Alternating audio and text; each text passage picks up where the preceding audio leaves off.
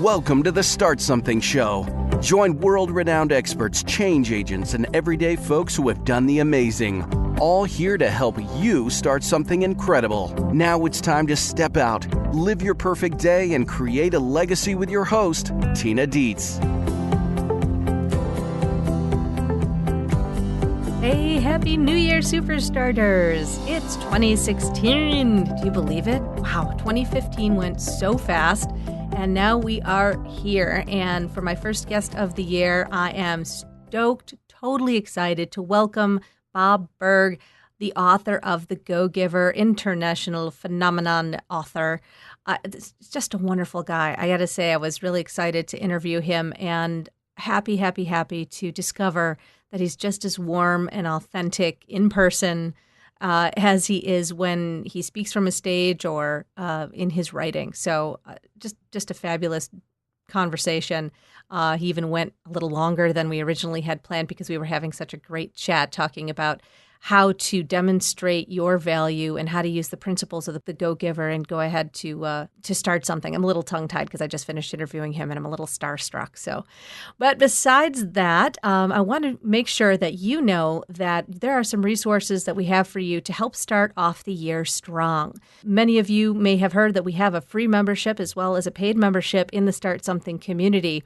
And if you're not sure what to choose, just head on over to thestartsomething.com/membership and you can see all of the benefits. You could even start with the free membership and upgrade to a paid membership once you've had a chance to poke around and see all the great tools and resources that we have for you.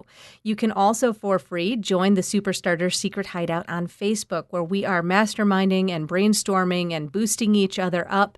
Kind of very similar to the Go-Giver community as well, where, we're focused on the positive, we're focused on solving problems and helping each other out. So that in and of itself is a great reason to get over and join the Start Something community. We would love to have you. Right now in the group, we're having, of course, some intense discussions around how to plan the year. What do you want to accomplish and how you are going to set goals, and more importantly, how you are going to reach those goals. If you're going to succeed, you got to have a plan, even if it's not a big stuffy, 20-page annotated, tabbed kind of plan. We don't like those kind of plans too much. I mean, I know there's people who like them. I'm not one of them. But there's a lot simpler ways to get your year planned and be effective in reaching your goals. So that's the conversations we're having right now over on the Superstarter Secret Hideout. So to join up, just get your butt over to thestartsomethingshow.com and join the free membership. It's as simple as that. We're also going to be rolling out some new features coming up for our Superstarters, including having some folks featured on the show, because we want to be sharing great stories from great people who are starting something out in the world. So stay tuned for more information about that as well. Okay, I can't wait to share this interview with Bob Burg, so let's go over to that now. So Superstarters, I have an important question for you today before I introduce our guest. And that question is, can a subtle shift in focus really make that big of a difference in your business and in your income? Well, our guest today says absolutely yes. Our guest today is Bob Burg, who you probably already know is the author of a number of books on sales, marketing, and influence, with a total book sales of well over 1 million copies. His book, The Go-Giver, which he co-authored with John David Mann, has sold over 500,000 copies, and it's been translated into 21 languages. It's been reissued recently in a new expanded edition with a foreword by Huffington Post founder and publisher Arianna Huffington as well. Bob is an advocate, supporter, and defender of the free enterprise system, believing that the amount of money one makes is directly proportional to how many people they serve, and we're definitely going to be talking about that today.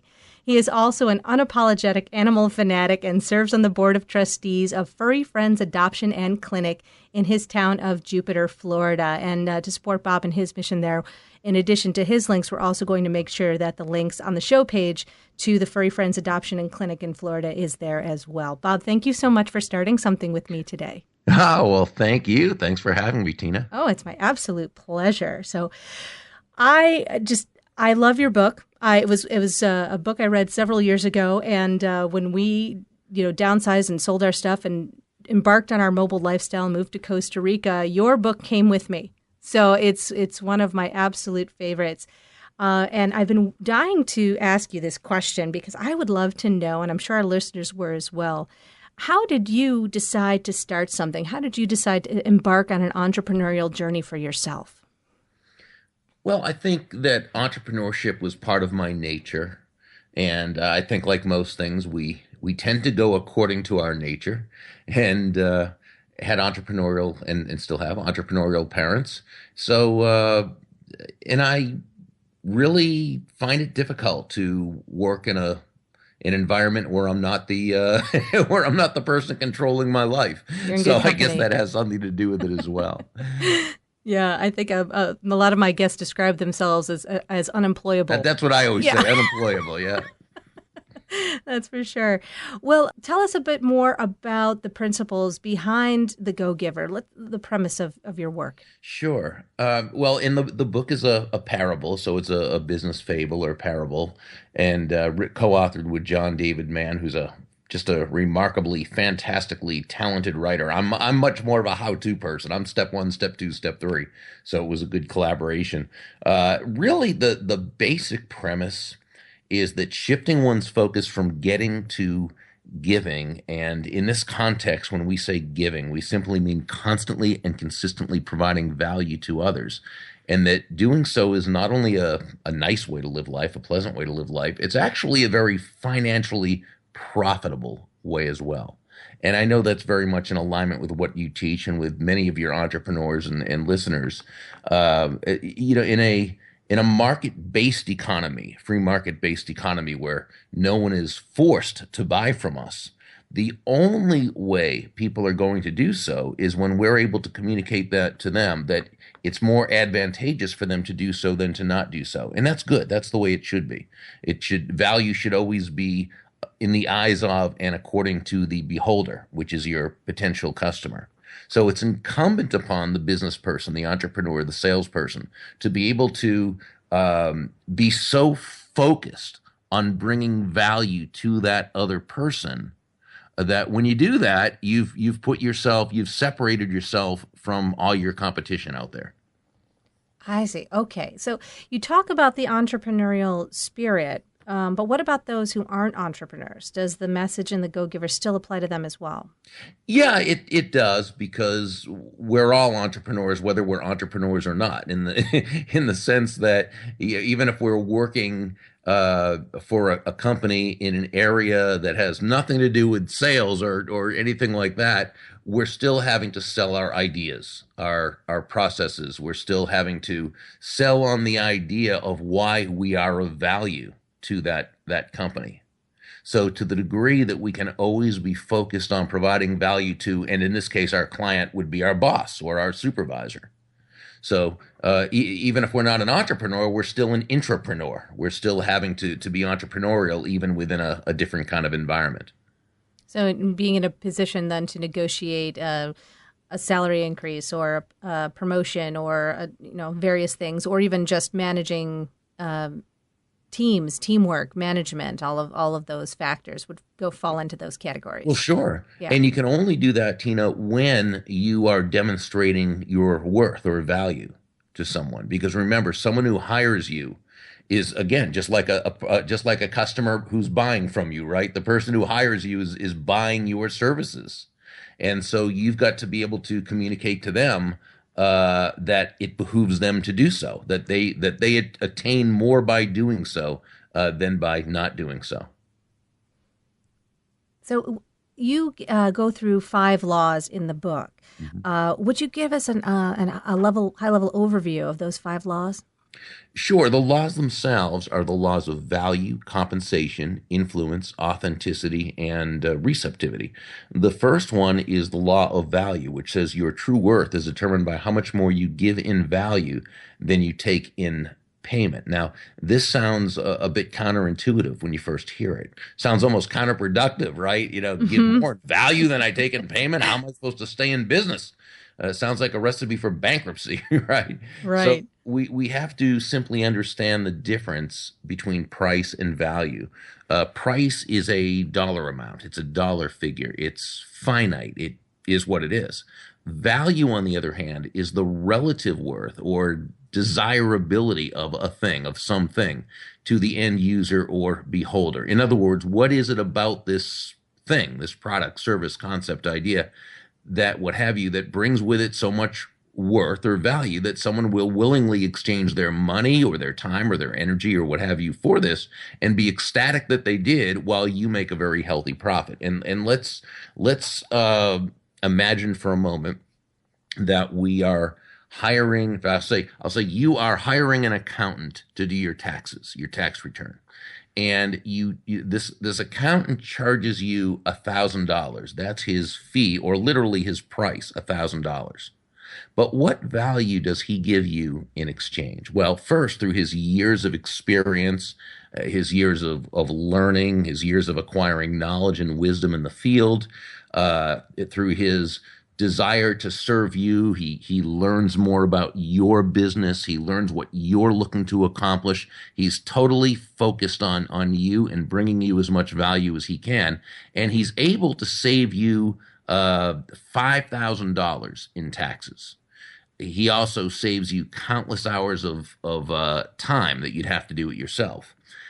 And he also provides you with the security and peace of mind of knowing it was done correctly. So first, we see that, again, while price is finite, value can be both concrete in terms of that $5,000 savings. That's pretty easy to wrap our arms around. But also it can be conceptual in terms of that the feeling of peace of mind, which actually probably holds more value to you than the money saved. So what he did is he gave you well over $5,000 in value or use value in exchange for $1,000 price or cash value. He gave you more in value than he took in payment, so you feel great about it, and he made a very, very healthy profit, which he should.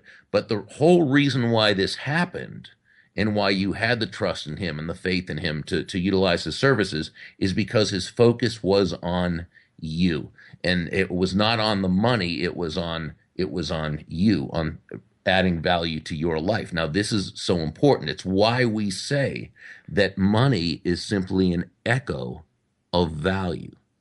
It's the thunder to value's lightning, which really means nothing more than the value must come first, hence the focus on that. The value must come first, and the money you receive is simply a very natural and direct result of the value you provide.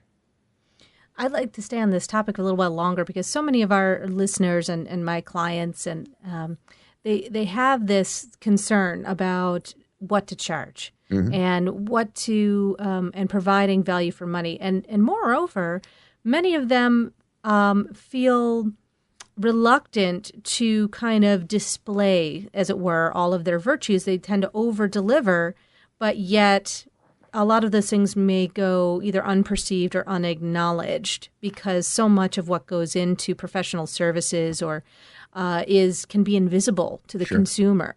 So, what would be your advice on demonstrating that value without coming off as arrogant or egotistical? Well, you demonstrate that additional value in everything you say, in everything you do, and mainly in everything you are.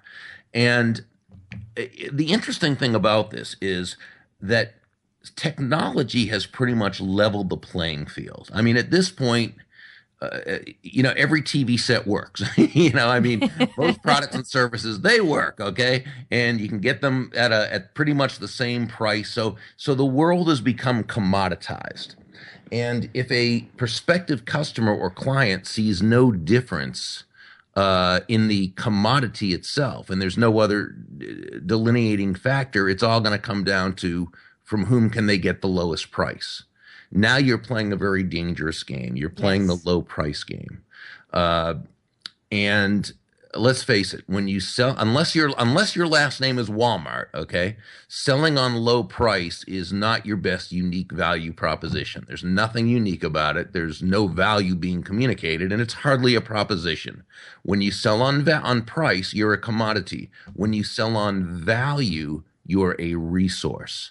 So I want people, rather than trying to be the lowest price, which, by the way, will make your business very unfun, because you're not going to have the margins you need to work comfortably. You're not going to be able to provide the great service afterwards to the customer, which is going to cause them anguish and is going to work out badly all around. And if you're selling on price and people buy on price, they're going to leave you for the lowest, the lower price, and someone will always have a lower price. So no, you don't want to do that. You want to sell on value. And while there are many, many ways, probably hundreds of ways to communicate value, they tend to come down to 5 what we call elements of value.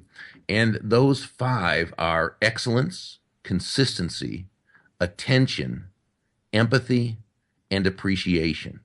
And to the degree that you can communicate any of those, but hopefully all 5 of those, that's the degree that you separate yourself from your competitors and you take the price issue off the table. Which is, of course, crucial because in the amount of noise that we deal with on a daily basis, and going back to something you said earlier, the only way we can differentiate ourselves is through value and those 5 factors. Exactly. Okay. Now, going back around to money, one line in the book raised a lot of eyebrows. It's where you and John wrote, "Does it make money?" is not a bad question. It's a great question. It's just a bad first question. And I think a lot of entrepreneurs, especially in the startup phase, as a lot of our listeners are, might take umbrage with that because they have this concern about making money and making money quickly because they may have just left their job or they're concerned about replacing their income. So what do you two mean that it's a bad first question? Sure. And that's a great question that you asked. And it's not that they shouldn't be concerned with making money. Of course, you've got to make money. You're in business. If you don't make money, you can't stay in business and you can't serve the people you want to serve. So no, and as the mentor in the story said, it's not a bad question. It's a good question. It's a great question. It's just a bad first question. What did he mean? That if you focus on the money itself, you're probably not as likely to make that money because remember, nobody's going to buy from you because you need the money. They're not buying from you because you need to meet a quota. They're not buying from you because you think you have the greatest idea since sliced bread and the most fantastic product in the world. They're buying because they believe it's in their best interest to do so. And that's why they should buy. It's the only reason why they should buy. So here's what I mean. And I remember a very wise person. I call this person a drive-by mentor because it was, I think, the only time I ever met this person. And it just so happened he had some great advice, and I'm just grateful that I was open to listening to it. It was about 35 years ago, and I was just starting to get my feet out under me in sales and just starting to be successful. But I remember coming back from an appointment that was a non-sales appointment, not by choice, but I was not able to communicate the value to this person. And I think this drive-by mentor saw me as an up-and-comer who needed a bit of an attitude adjustment. And he said to me this, and this is very important. He said, "Burg, if you want to make a lot of money in sales, if you want to make a lot of money in business, don't have making money as the target. Your target is serving your customer." He said, "Now, when you hit the target, you'll get a reward. The reward will be money, and you can do with that money whatever you want. But never forget the money is only the reward for hitting the target. It's not the target itself. The target is serving your customer." And he was right on the mark. The focus has to be, in that original first question, has to be, does it serve? And how does it serve this potential customer? Because if we haven't figured that out, it doesn't matter whether it will make money. It won't make money. It can only make money, just like money is an echo of value. It can only make money because it's serving a marketplace. Does that make sense? It makes absolute sense. So once you have that question answered, does it serve? Then the next set, what might be the follow-up question to that? Let's say the answer is yes, it does serve. Well, and then does it serve? And then do people need it, which they do? Do they want it? Well, that's another question. How open are they to it? Do you have to create a market for it? Do you have to, do people have to know? In 1912, Otto von Wieder invented this machine, right, that would actually pre-slice bread for people. Okay. And you know how we have a saying, it's the greatest thing since sliced bread? Yes, exactly. Well, that idea, that machine did nothing for 20 years. Until a company by the name of Wonder came along and started using that machine when they packaged their bread. So just because an idea is needed It doesn't mean it's wanted because people may not be familiar enough to know they want it. So do we have to create that market for it? And then, of course, can they afford it? Is it something they will afford? So in order to understand, to know that, we need to know, can we communicate the value in such a way that they see it as something they can afford? That's such a great example, too, of communicating value, because so many things exist, but the value isn't communicated. So it languishes for that amount of time. The same story holds true with Coca-Cola. When it was invented, it was there, but until the value, the recipe was sold to somebody else, and then they were able to communicate the value. Right, exactly. And so on and so forth. So it's not a if you build it, they will come scenario. Exactly. It usually is not. It usually is not. You build it, you market it, you attract, and then, and they come. Exactly. That's beautiful. Now, I want to go back to a little bit to your drive-by mentor there, and because mentoring is such an important topic, and we were just discussing this in the Facebook group. What do you find are some best ways to find a mentor, to attract a mentor? Yeah, let me start it out with that answer, because it's a great question, and let me start that out with the answer how not to find a mentor. Good place to start. Yeah, is to go up to someone who you admire and say, "Will you mentor me?" Because basically, what you've asked someone with whom you don't have a relationship, you've basically said, "Hey, can I ask you to pour out your 40 years of wisdom into my head, for no reason?" Yeah. I just met you. Want to go steady? Yeah. Right. Exactly. Yeah. Exactly. And so my suggestion instead is to, you can respectfully approach a mentor, and you can let them know that, you admire their work, that you've, read their book, or you've studied their business, or, whatever it happens to be. And you would like to, don't use the word, "I want to pick your brain," but, use the term something like, "I would love to ask you just a couple of very specific questions," or, "I've read and studied your materials," so forth and so on, what have you. "I'd like to ask you just a couple of very specific questions, if you wouldn't mind taking the time to share with me. And I realize you're very busy, so if not, that's certainly understandable." So in other words, you're putting no pressure. You're not placing obligation on them anyway. You're just asking, for a couple of minutes of their time, or for an answer to a specific question. And when you do that, and assuming they do, that they're responsive to that, and that's fine. Then you go on, you do that, you follow up with a personalized handwritten thank you note afterwards, or maybe you make a small donation to their favorite charity, or which is always easy to find out, when we can look online.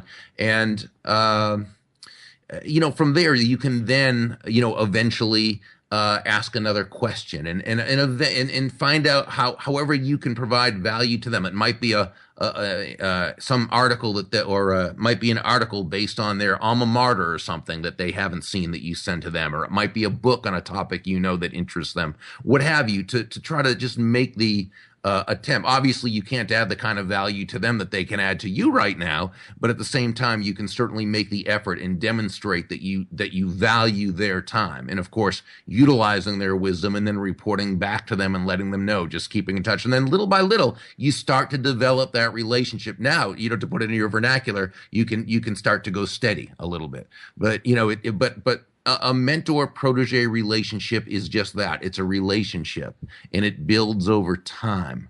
And so I think when it's approached that way, you have a much better chance of obtaining that mentor. Yeah. It doesn't matter whether if it's sales or marketing or relationships or romance. You don't ever want to come off as desperate or needy. Right. That's true. Yeah, it's just not an attractive quality. Let's just put No. it that Well, way. nobody wants to do business with or be involved with someone who seems to need them that much. So you want to be professional about, humble at the same time, professional and not needy. Exactly. Perfect. Lovely. Well, our folks here are all in the process of starting something in their own lives, and in some kind of transition. Is there an action or a couple of actions that you'd recommend that our audience could take to help them try on some of these principles of being a go-giver, even in the next week, because we all know, immediacy is key when you learn something new. Absolutely. Otherwise, we fall to that law of diminishing intent, right? So true. And so, yeah, I mean, my first thought is discover how you, through this product or service that you're beginning to market, discover how you can best add value to others in ways that really have nothing to do with the product or service itself. So in terms of excellence, sure, you need to know all you can about the product or service and be able to communicate that. But how do you also make people feel in terms of when you talk to them, when you speak to them? Do you make them feel genuinely important and good about themselves? When you speak to them and they say thank you, do you say no problem, or do you say my pleasure? Do you connect with people on a way that's very personal? Remember, in just about every business, about 10% of it comes down to technical skills and 90% of it comes down to people skills. And the greatest people skill of all is a well-developed and authentic, genuine interest in that other person. So to the degree that you can be genuinely interested in that other person, that's a great people skill right there. But here's a wonderful way to give yourself the edge in terms of being able to communicate value, which again is that first law. And that is to find out from other people who have utilized that kind of a product or service, and companies that have sold that product or service, what has it been about them that caused you to do business with them as opposed to any others? And it won't be the price. It will be because they were problem solvers, or they made us feel so good about the experience, or they, this and that. And so I think that's the first thing to do, is really get it together in terms of how you can communicate value to others over and above the intrinsic value of the product or service itself. I think that's a relief for a lot of people to know that with relationships being so key, that you can be yourself and just take that interest in the other person. Mm-hmm. And that, creating sales or registrations, whatever the case may be, is really natural inside of that space of connection. Yeah. Is that what you mean when you say that the principles in the Go-Giver are really in alignment with human nature? Well, yeah, because really when you think of it, human nature says that that people make decisions based on what they believe is most likely to bring them happiness. Okay. And so the reason why I put such a focus on focusing on others as opposed to ourselves, even though that sounds counterintuitive, is because our whole goal is to please this other person. Now, I ask people, don't misinterpret when we say please. That doesn't mean be a people pleaser in a negative codependent way. That's not what I'm talking about. I'm talking about that in bringing value to others, it's all about them. It's not about us. It's not what we think is valuable or what we think they should think is valuable. It's what they think is valuable. And this is human nature. And to try to deny this would really not be realistic. People are going to make decisions based on what they believe has the greatest chance of bringing them happiness, based on how they value happiness, how they define happiness, and based on what they believe are their available choices. And so working as a go-giver, when you're totally focused on bringing value to them, when you touch the lives of many people with this exceptional value, which is law 2, when you place their interests first in terms of understanding that's what they care about. They don't care about your interests, they care about yours. So the focus needs to be on them. When it's law number 4, authenticity, right? When being yourself, bringing your best self to the game, not trying to be someone else, being your best self. And then law number 5, the law of receptivity, which says, hey, the key to effective giving is to stay open to receiving, which means if you're providing a great product or service customer experience to another human being, you deserve to be paid for it. And you should accept that. It's breathing out and breathing in, not trying to just breathe out, because that's not sustainable to just breathe out. We've got to breathe in as well. And so long as we focused on the giving of value, so long as we focused on the giving, then we can accept the receiving. And when we do that, we're not only creating abundance for ourselves as a result of creating it for someone else, but we have now more abundance to create for more people and build an even bigger pie. And that's human nature. This is why we really, truly live in an abundant universe. It's just a matter of playing by the principles of abundance. And the analogy of breathing out and breathing in as giving and allowing is, I think, yes, is such a simple and way to remind ourselves, especially those of us who are kind of natural caregivers in the world, to allow that to be fed, allowed to be nourished, allowed to be refreshed. And in here we often refer to that as having a business oasis. Your business nourishes and refreshes you as well as others. And it's a beautiful, simple way to put it. Bob, I have one more question for you, but before we get to that, I just want to thank you so much for sharing with us all your wisdom about being a go-giver. I love that.